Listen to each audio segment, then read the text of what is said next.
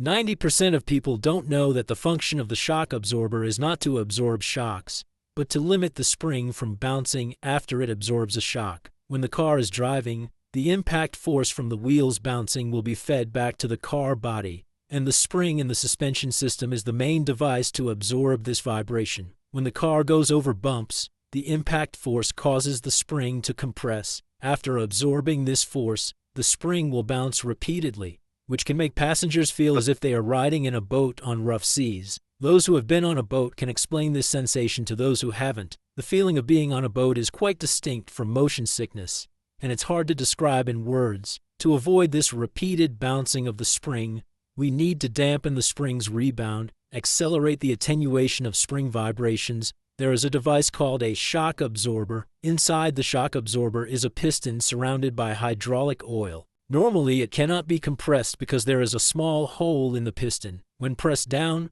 oil below flows to the top through this small hole.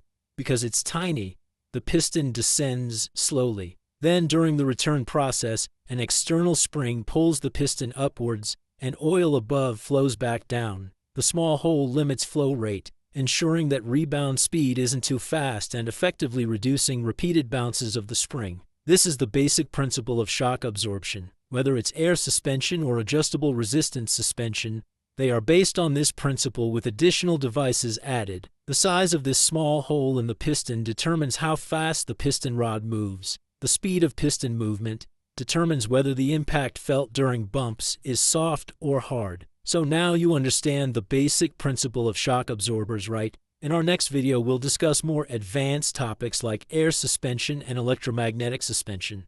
Like and follow for more informative 3D mechanics.